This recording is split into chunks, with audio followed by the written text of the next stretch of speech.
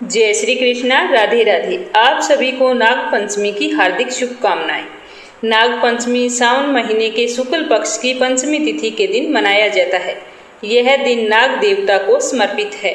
पौराणिक काल से ही सांपों को देवताओं की तरह पूजा जाता है। माना जाता है कि नाग की पूजा करने से सांपों के डसने का भय समाप्त हो जाता है। भगवान भोलेनाथ के गले में भी नाग देवता लिपटे रहते हैं।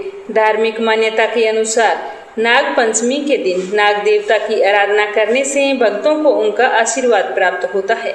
इस दिन महिलाएं संतान सुख, भाई तथा परिवार की खुशहाली के लिए नाग पंचमी का व्रत रखती है। नाग देवता की पूजा करके उन्हें दूध भी अर्पित करती है। नाग पंचमी के दिन वासुकी, कालिया, शेषनाग, शंखपाल, तक्षक आदि नाग देवताओं की पूजा की जाती है। नाग पंचमी की पूजा की तैयारी एक दिन पहले से ही शुरू की जाती है। चौथ के दिन चना, बाजरा, मूंग, मोठ आदि भिगोए जाते हैं। पूजा वाले दिन के लिए भोजन भी चौथ के दिन ही बना लिया जाता है। पूजा के बाद यह ठंडा भोजन खाया जाता है और फिर नाग पंचमी के दिन सुबह जल्दी उठकर नित्य कर्मों से निवृत्त होकर स्नान करके नाग पंचमी के व्रत का संकल्प लिया जाता है और विधिवत पूजा अर्चना की जाती है। उसके बाद में अपने मंगल जीवन की कामना करते हुए नाग पंचमी की कथा कही या सुनी जाती है। तो चलिए सुनते हैं नाग पंचमी की पौराणिक व्रत कथा। बोलो नाग देवता की जय हो, बोलो भोलेनाथ की जय हो। प्राचीन समय की बात है। एक सेठ जी के 7 पुत्र थे। 7 के विवाह हो चुके थे। सबसे छोटे पुत्र की पत्नी श्रेष्ठ चरित्र की विदुषी और सुशील महिला थी, परंतु उसके कोई भाई नहीं था।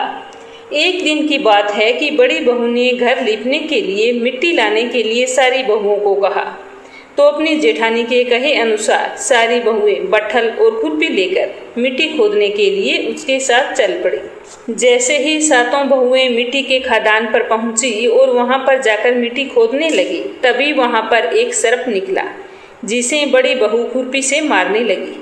तो छोटी बहू ने यह देखा तो उसने अपनी जेठानी को रोकते हुए कहा कि दीदी, इसे मत मारो, इसका क्या कसूर है, यह तो बेचारा निरपराध है। तो छोटी बहू की बात सुनकर बड़ी बहू ने उस सर्प को नहीं मारा। तब वह सर्प एक ओर जाकर बैठ गया। वो मिट्टी लेकर जैसे ही वहां से चलने लगी तो छोटी बहू ने उस सर्प से कहा कि हम अभी लौट कर आती हैं, तुम यहाँ से जाना नहीं। यह कहकर वो 7 बहुएं मिट्टी लेकर घर आ गई और घर के काम काज में फंसकर सर्प से जो वादा किया था उसे भूल गई। दूसरे दिन उसे सर्प से किया हुआ वादा याद आया तो वह सबको साथ लेकर वहां पर पहुंची। तो देखा तो सर्प तो उसी स्थान पर बैठा था। तो वह सर्प के पास जाकर बोली कि सर्प भैया नमस्कार। तो सर्प ने कहा कि तू मुझे भैया कह चुकी है, इसीलिए तुझे मैं छोड़ देता हूँ, नहीं तो झूठी बात कहने के कारण मैं तुझे अभी डस लेता। तो छोटी बहू बोली कि भैया मुझसे भूल हो गई, उसकी क्षमा मांगती हूँ। तब सर्प बोला कि अच्छा, तू आज से मेरी बहन हुई और मैं तेरा भाई हुआ, जो तुझे मांगना हो मांग ले। तो वह बोली नहीं भैया, मुझे कुछ नहीं चाहिए, अच्छा हुआ जो तू मेरा भाई बन गया। इस तरह सर्प से बातचीत करके छोटी बहू घर आ गई। कुछ दिनों बाद वह सर्प मनुष्य का रूप धारण करके उसके घर आया और बोला कि मेरी बहन को मेरे साथ भेज दो। तो सब लोगों ने कहा कि इसके तो कोई भाई नहीं है, अब अचानक से भाई कहाँ से आया। तो वह बोला कि मैं इसके दूर के रिश्ते में भाई लगता हूँ, मैं बचपन में ही बाहर चला गया था, अब मैं लौट कर आया हूँ। तो उसके विश्वास दिलाने पर घर के लोगों ने छोटी बहू को उसके साथ भेज दिया। इस तरह सर्प छोटी बहू को लेकर चल पड़ा। उसने मार्ग में बताया कि मैं वही सर्प हूँ, इसीलिए तुम मुझसे डरना मत और जहाँ जहाँ चलने में कठिनाई हो वहाँ पर मेरी पूंछ पकड़ लेना। तो उसने अपने भाई के कहे अनुसार किया और उसके घर पहुँच गई। उसके घर पहुँचने पर उसने देखा कि उसके घर में तो खूब सारा धन और ऐश्वर्य है। वह देखकर आश्चर्यचकित हो गई। तो सर्प ने उसे अपने माता पिता से मिलवाया। तो वे अपनी मुंह बोली बेटी को देखकर बहुत ही खुश हुए और उसका खूब आदर सत्कार किया। इस तरह छोटी बहू अपने मायके में रहने लगी। एक दिन सर्प की माता ने उससे कहा कि बेटी, मैं किसी काम से बाहर जा रही हूँ, तुम अपने भाई को ठंडा करके दूध पिला देना। तो उसने कहा ठीक है, आप चिंता ना करें, मगर उसे यह बात ध्यान में नहीं रही कि उसे गर्म दूध नहीं पिलाना है। तो उसने जल्दी से कटोरी में गर्म दूध डाला और सरप के आगे रख दिया, जिससे उसका मुंह बुरी तरह से जल गया। जब उसकी माता घर लौटकर आई और सरप की ये हालत देखी तो बहुत ही क्रोधित हो गई। लेकिन सरप ने उसे समझाया कि माताजी, इससे गलती हो गई है, जानबूझकर इसने ऐसा कुछ नहीं किया है। तो वह अपने बेटे के समझाने पर चुप हो गई। कुछ दिनों के बाद में सरप ने कहा कि बहन को अब उसके घर के लिए विदा कर देना चाहिए। तब सरप और उसके पिता ने उसे बहुत सारा सोना, चांदी, जवाहरात, वस्त्र, आभूषण देकर विदा किया और सरप बना भाई उसे घर छोड़ने के लिए उसके साथ चला गया। जैसे ही वो अपने ससुराल पहुंची तो इतना सारा धन देखकर बड़ी बहू ने ईर्ष्या से कहा कि भाई तो बड़ा धनवान है, तुझे तो उसे और भी धन लेकर आना चाहिए था। सरप ने अपनी बहन के जेठानी की कही हुई यह बात सुनी तो उसने और बहुत सारी सोने की चीजें लाकर दे दी। तो यह देखकर बड़ी बहू ने कहा कि इन्हें झाड़ने के लिए झाड़ू भी सोने की होनी चाहिए। तब सरप ने झाड़ू भी सोने की लाकर रख दी। सरप ने छोटी बहू को हीरो मणियों से जड़ा हुआ एक अद्भुत हार भी दिया था, जिसे छोटी बहू ने अपने गले में पहन लिया। उस हार की चर्चा पूरे गांव में फैल गई और फैलते फैलते उस देश की रानी के पास यह खबर पहुंची। तो उसने राजा से कहा कि सेठ जी की छोटी बहू के यहाँ जो हार है वो यहाँ पर आना चाहिए, मैं उसे पहनूंगी, उसे पहनने का हक सिर्फ मेरा है। तो रानी की बात सुनकर राजा ने अपने मंत्री को हुक्म दिया कि सेठ जी की छोटी बहू के गले में जो हार है उसे जल्दी से लेकर आओ। तो राजा के कहे अनुसार मंत्री सेठ जी के यहाँ गया और जाकर कहा कि आपकी छोटी बहू का जो हार है वो राजा ने मंगवाया है, इसीलिए आप वो हार हमें लाकर दे दो। तो सेठ जी ने राजा के डर से अपनी छोटी बहू का हार मंगवाकर मंत्री को दे दिया। लेकिन यह बात छोटी बहू को बहुत ही बुरी लगी। उसने अपने सरप भैया को याद किया और प्रार्थना की कि भैया, रानी ने मेरा हार छीन लिया है, तुम कुछ ऐसा करो कि जब वह हार उसके गले में रहे तो सरप बन जाए, जब वह मुझे लौटाए तो हीरों और मणियों का हो जाए। तो सरप ने अपनी बहन की आवाज़ सुनी और ठीक वैसा ही किया। जैसे ही मंत्री ने हार ले जाकर राजा को दिया और राजा ने रानी को पहनाया तो वह तो सरप बन गया। यह देखकर रानी जोर जोर से चीखने लगी और रोने लगी। तो यह देखकर राजा ने सेठ के घर खबर भेजी कि छोटी बहू को तुरंत राजमहल में भेजो। तो सेठ जी तो डर गए कि राजा ना जाने क्या करेगा, तो वे स्वयं छोटी बहू को लेकर राजमहल में उपस्थित हो गए। तो राजा ने छोटी बहू से पूछा कि तूने क्या जादू किया है, मैं तुझे दंड दूंगा, मुझे सच सच बताओ कि यह हार सरप कैसे बन गया। तो छोटी बहू बोली कि राजन, क्षमा कीजिए, यह हार ऐसा ही है, मेरे गले में हीरों और मणियों का रहता है और जो कोई दूसरा व्यक्ति इसे पहनता है तो सरप बन जाता है। तो राजा को यकीन नहीं हुआ। तो राजा ने छोटी बहू से कहा कि रानी के गले में जो सरप है उसे अपने गले में डाल कर दिखाओ। तो छोटी बहू ने जैसे ही रानी के गले से सरप को निकाल कर पहना तो वह हीरे मणियों का हो गया। यह देखकर राजा को उसकी बात पर विश्वास हो गया और उससे प्रसन्न होकर बहुत सी मुद्राएं भी पुरस्कार में दी। तो छोटी बहू उसे लेकर अपने घर आ गई। तो उसके धन को देखकर बड़ी बहू ने ईर्ष्यावश उसके पति को सिखाया कि छोटी बहू के पास ना जाने कहां से इतना धन आ गया है। यह सुनकर उसने अपनी पत्नी को बुलाकर खूब डांटा और कहा कि सही सही बता दो कि यह धन तुझे कौन देता है। अगर तुमने एक शब्द भी झूठ कहा तो मुझसे बुरा कोई नहीं होगा। तो वह रोते रोते अपने सरप भैया को याद करने लगी। तब उसी समय सरप ने प्रकट होकर कहा कि मेरी धर्म बहन के आचरण पर जो भी व्यक्ति संदेह प्रकट करेगा मैं उसे तुरंत खा लूंगा। तो यह सुनकर छोटी बहू का पति बहुत ही प्रसन्न हुआ और उसने सरप देवता का बड़ा सत्कार किया। उसी दिन से नाग पंचमी का त्योहार मनाया जाता है और सारी महिलाएं सरप को भाई मानकर उसकी पूजा करती है। तो अब दूसरी कहानी सुनेंगे तक्षक नाग की।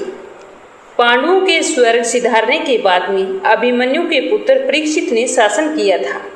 उसके राज्य में सारी प्रजा सुखी और संपन्न थी। एक बार राजा परीक्षित शिकार खेलते खेलते बहुत दूर निकल गए।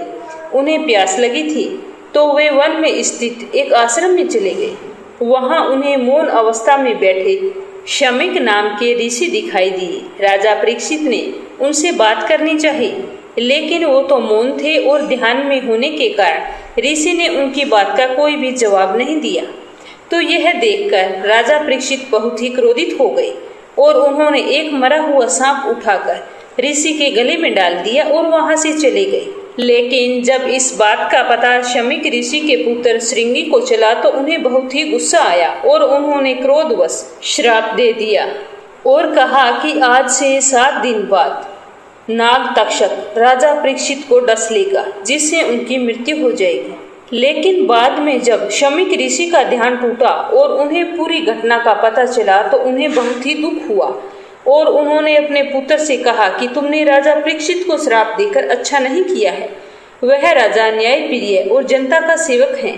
उनकी मृत्यु हो जाने से राज्य का बहुत ही नुकसान होगा। उसने इतना बड़ा अपराध भी नहीं किया कि तुमने इतना बड़ा श्राप दे दिया। शमीक ऋषि को तो यह सोच सोचकर बहुत ही पश्चाताप हो रहा था, परंतु श्राप को तो वापिस नहीं लिया जा सकता था। ऋषि शमीक तुरंत ही राजमहल जाकर राजा परीक्षित को यह बता देते हैं कि मेरे पुत्र ने भावना में बहकर तुम्हें श्राप दे दिया है। इसमें तुम्हारा कोई दोष नहीं है, दोष तो समय का है। इसीलिए हमारे मन में यह सोचकर पीड़ा हो रही है कि जिसका दोष तुमने नहीं किया उसका दंड तुम्हें मिलेगा। यह कहकर शमीक ऋषि ने अपने पुत्र द्वारा दिए गए श्राप की सारी बात राजा को बताई और कहा कि ठीक आज से 7वें दिन तक्षक नाग के काटने से तुम्हारी मृत्यु हो जाएगी। हे राजन, मुझे इस बात का बहुत दुख है, लेकिन मैं चाहकर भी कुछ नहीं कर सकता। तो यह सुनकर रानी रोने लगती है। शमीक ऋषि कहते हैं कि विधि के धनुष से दुर्भाग्य का यह बाण निकल चुका है, यह वापिस नहीं होगा। मैं यही बताने आया हूँ। अब तुम्हारे पास जितना समय बचा है उसका उपयोग करो, अपने गुरुजनों से परामर्श करो जो तुम्हें सही मार्ग दिखाए। राजन, भगवान तुम्हारी आत्मा को शांति दे। यह कहकर ऋषि वहां से लौट आए। तो यह सब सुनकर राजा परीक्षित बहुत ही परेशान हुए और अपने किए पर पछताने लगे। लेकिन अब तो कुछ भी नहीं हो सकता था। यही सोचकर राजा परीक्षित रात्रि में ही अपने गुरु के पास गए और अपनी सारी व्यथा बताकर कहते हैं कि मैं 7 दिन में ऐसा क्या करूं जिससे मेरा परलोक सुधर जाए। तब गुरु राजा परीक्षित की बात सुनकर कहते हैं कि भक्ति करो, जो फल योग, तपस्या और समाधि से नहीं मिलता है, कलयुग में वह फल श्री हरि कीर्तन अर्थात श्री कृष्ण लीला का गान करने से तुम्हें सहज ही मिल जाएगा। इसीलिए तुम भागवत कथा को सुनो और कीर्तन करो। उसमें श्री कृष्ण की दिव्य लीलाओं का पवित्र वर्णन है। उसको सुनने से उत्पन्न हुई भक्ति ही तुम्हारे मोक्ष का कारण बनेगी। तुम वेद व्यास जी के पुत्र शुकदेव जी के पास जाओ, वो तुम्हें ये कथा सुनाएंगे। तो अपने गुरु के कहे अनुसार राजा परीक्षित बालक शुक्रदेव के पास जाकर उनके चरणों को धोकर उनसे श्रीमद् भागवत कथा सुनते हैं और इस तरह अपना सारा समय भजन कीर्तन में लगा देते हैं। ठीक 7वें दिन तक्षक नाग राजा परीक्षित को डस लेता है। राजा परीक्षित की मृत्यु का कारण जब उसके पुत्र जन्मेजय को पता चलता है तो वो बहुत ही क्रोधित हो उठते हैं और संकल्प लेते हैं कि मैं एक ऐसा यज्ञ करूंगा जिसके चलते सभी नाग जाति का समूल नाश हो जाएगा। तो जन्मेजय ने अपने संकल्प के अनुसार यज्ञ का आयोजन किया। जैसे ही यज्ञ शुरू हुआ तो यज्ञ के चलते ही एक एक करके सभी नाग यज्ञ की शक्ति से खींचकर उसमें भस्म होते जा रहे थे। तो इस तरह लाखों करोड़ों सर्प यज्ञ की अग्नि में गिरते हुए देखकर तक्षक नाग बहुत ही भयभीत हो गए और भागकर इंद्र की शरण ले ली। वह इंद्रपुरी में रहने लगा। वासुकी की प्रेरणा से एक ब्राह्मण जन्मेजय के यज्ञ स्थल पर पहुंचा और यजमान तथा ऋषि जनों की स्तुति करने लगा। उधर जब ऋषियों ने तक्षक का नाम लेकर आहुति डालनी शुरू की तब मजबूरी में इंद्र ने तक्षक को अपने उत्तरीय में छिपाकर वहां पर लाना पड़ा और वहां वे तक्षक नाग को अकेला छोड़कर अपने महल लौट गए। ऐसे समय माता मनसा देवी के पुत्र विद्वान बालक आस्तिक से प्रसन्न होकर जन्मेजय ने उसे एक वरदान देने की इच्छा प्रकट की थी। तो आस्तिक ने वरदान मांगा कि इस यज्ञ को तुरंत समाप्त कर दिया जाए। बस इसी कारण तक्षक नाग यज्ञ अग्नि में गिरने से बच गया, क्योंकि उसके नाम के आह्वान के साथ वह अग्नि में गिरने जा रहा था, उसी समय यज्ञ समाप्ति की घोषणा कर दी गई। करदू और कश्यप के पुत्र वासुकी की बहन देवी मनसा ने नागों की रक्षा के लिए जन्म लिया था। अधिकतर जगहों पर मनसा देवी के पति का नाम ऋषि जरत्कारु बताया जाता है और उनके पुत्र का नाम आस्तिक है, जिसने अपनी माता की कृपा से सर्पों को जन्मेज के यज्ञ से बचाया था। बोलो मनसा देवी की जय हो। नाग पंचमी पर सुनी जाने वाली तीसरी कहानी। एक छोटे से गांव में एक विधवा महिला दूध बेचा करती थी। उसकी एक बहुत ही सुंदर कन्या थी। वह कन्या बहुत ही संस्कारी और सरल स्वभाव की थी। उस विधवा स्त्री का नियम था कि वह दूध को उबालकर ठंडा करके अपने घर के आंगन में रख देती थी। फिर वह अपने द्वार पर एक घंटी लगी हुई थी, उसे बजाती थी। घंटी के बजते ही आसपास के जो नाग थे वो समझ जाते थे कि उनके लिए आंगन में दूध रखा है, इसीलिए वो रोजाना आंगन में दूध पीने के लिए जाते थे। नागों का उस महिला के साथ माँ के समान रिश्ता बन गया। एक दिन उस विधवा माता ने अपनी बेटी से कहा कि बेटा, जब मैं घर पर ना हूँ तुम इन सर्पों के लिए रोजाना ठंडा करके दूध रख दिया करना, ये तुम्हारे भाई हैं। तो उसकी बेटी ने कहा ठीक है। फिर जब कभी उसकी माँ घर पर नहीं होती तो वह दूध गर्म करके ठंडा करके आंगन में रखकर घंटी बजा देती, जिसे सारे सर्प वहां आकर दूध पीकर वापस चले जाते। ऐसा करते करते समय बीतता चला गया। समय के साथ वह कन्या भी बड़ी हो गई। तब उसकी माँ ने उसका विवाह दूसरे गांव के मुखिया के सबसे छोटे बेटे से कर दिया। मुखिया के 7 बेटे थे। सारे बेटों की शादियां हो चुकी थी। घर में 7 बहुओं में सबसे छोटी बहू उस बुढ़िया की बेटी थी। वह बहुत ही संस्कारी और आज्ञाकारी थी। कुछ समय बीतने के बाद में सावन का महीना शुरू हुआ।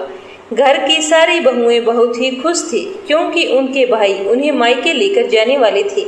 वह पूरा महीना अपने मायके में आराम से रहने वाली थी। घर की सबसे बड़ी बहू सबसे छोटी बहू के पास आकर कहती है कि तुम्हारा तो कोई भाई नहीं है, तुम अब क्या करोगी? तुम्हें तो पूरा सावन यहीं पर बैठकर काम करना पड़ेगा। तो यह सुनकर छोटी बहू बहुत ही दुखी हुई और रोने लगी। वह रोते रोते एक पेड़ के पास जाकर बैठ गई। तभी उस पेड़ से अचानक एक विशाल काय नाग बाहर आया। उन्होंने छोटी बहू को बहन कहकर पुकारा और कहा कि तुम्हारी माँ और तुम मुझे दूध रोजाना पिलाती थी, तभी से मेरा तुम्हारे साथ भाई का रिश्ता है। तुम मेरी बहन हो, दुखी मत होना। मैं तुम्हें अपने घर नागलोक लेकर जाऊंगा। तो यह सुनकर छोटी बहू बहुत ही खुश हुई और वह नाग देवता के साथ नागलोक चली गई। वहां पर नाग देवता के छोटे छोटे सर्प थे, जिन्हें नाग माता रोजाना ठंडा करके दूध पिलाया करती थी। एक दिन नाग माता ने छोटी बहू को सर्पों को दूध पिलाने के लिए कहा, तो वह समय के साथ ठंडे दूध वाली बात भूल चुकी थी। तो उसने गलती से गर्म दूध सर्पों को पिला दिया, जिससे सर्पों के फन जल गए। तो वो सारे छोटे छोटे सर्प गुस्से में उस छोटी बहू को डसने वाले थे, तभी उसकी माता ने उन्हें रोक दिया। कुछ दिन ऐसे ही बीतते गए। नाग देवता छोटी बहू को ससुराल छोड़ने आए। उनसे यह वादा किया कि अगले सावन पर फिर उसे लेने के लिए आएंगे। इधर वे जो छोटे छोटे सर्प थे वे भी बड़े हो रहे थे। वो सोच रहे थे कि अब की बार वो आएगी तो उससे बदला जरूर लेंगे। ऐसा करते करते साल बीत गया। दूसरे साल फिर से सावन का महीना शुरू हो गया। छोटी बहू को पता था कि उसके भाई आने वाले हैं, इसीलिए उसने एक दिन पहले ही अपने भाइयों के लिए ठंडा दूध, मीठी रोटी, फल, दाल सब कुछ बनाकर रख दिया, ताकि वो आराम से खा ले। उसे अपने पिछले साल गर्म दूध वाली बात का बहुत ही पछतावा हो रहा था कि कैसे मेरी एक छोटी सी गलती की वजह से उनका मुंह जल गया था। अब की बार ऐसा कुछ ना हो। तो उसने अपने भाइयों के स्वागत के लिए सर्प रंगोली भी बनाई और फिर जैसे ही उसके भाई घर पर आए तो उसने फूलों की उन पर वर्षा की, उन्हें कुमकुम का तिलक किया, फिर उन्हें ठंडा दूध, मीठी रोटी और फल भी खिलाए और अपने भाइयों से गलती के लिए माफी भी मांगी। तो यह देखकर उसके सर्प भाइयों को पूरा विश्वास हो गया कि हमारी बहन ने हमारा मुंह जानबूझकर नहीं जलाया था। तो सारे बहुत ही खुश हुए और अपनी बहन को बहुत ही सुंदर मोतियों का हार दिया और उसे यह वचन भी दिया कि जो भी हमें तुम्हारी तरह प्रेम से ठंडा दूध पिलाएगा, हम उसे सर्प दोष से मुक्त करेंगे। तभी से सावन मास की शुक्ल पक्ष की पंचमी तिथि को नाग पंचमी का त्योहार मनाया जाता है, जिसमें सारी औरतें नाग देवता को भाई मानकर उसके लिए ठंडा दूध, मीठी रोटी, फल फूल आदि से उनकी पूजा करती है और अपने मंगल जीवन की कामना करती है। ये थी तो चलिए अब सुनते हैं गणेश जी की कहानी, जो हर व्रत कथा के बाद में अवश्य सुननी चाहिए। बोलो गणेश गजानन की जय हो। एक गांव था जिसमें एक सेठ जी अपने परिवार के साथ रहा करते थे। सेठ जी का बहुत ही बड़ा कारोबार था। सेठ जी गणेश जी की पूजा में पूरा ही विश्वास रखते थे। बड़ी श्रद्धा भाव से गणेश जी की पूजा किया करते थे, जिसके कारण सेठ जी के घर में अन्न धन की कोई भी कमी नहीं थी। वो सदैव भरे रहते थे। उनके जीवन में कभी भी किसी प्रकार की कोई कठिनाई नहीं आई। नित्य प्रतिदिन नियम अनुसार वो रोजाना नदी पर स्नान करने जाते और आकर गणेश जी की पूजा करते, फिर उन्हें भोग लगाते, उसके बाद में ही स्वयं भोजन करते। लेकिन यह बात सेठानी को बिल्कुल भी अच्छी नहीं लगती। वो धार्मिक नहीं थी और ना ही ईश्वर में विश्वास रखती थी। एक बार सेठानी ने सोचा कि यह इतना गणेश जी को मानते हैं, गणेश जी की पूजा करने से क्या होता है, मैं तो मानती नहीं हूँ। आज देखती हूँ कि वो गणेश जी की पूजा कैसे करते हैं। तो यह सोचकर जब दूसरे दिन सेठ जी नदी पर स्नान करने के लिए जाते हैं, तो सेठानी जी पीछे से गणेश जी की मूर्ति को उठाकर कपड़े से ढककर बगीचे में ले जाकर जमीन में दबा देती है। जब सेठ जी स्नान करके नदी से घर पर आते हैं तो देखते हैं कि गणेश जी की मूर्ति नहीं है मंदिर में। तो वो सेठानी से पूछते हैं कि गणेश जी की मूर्ति मंदिर में नहीं है, कहाँ गई?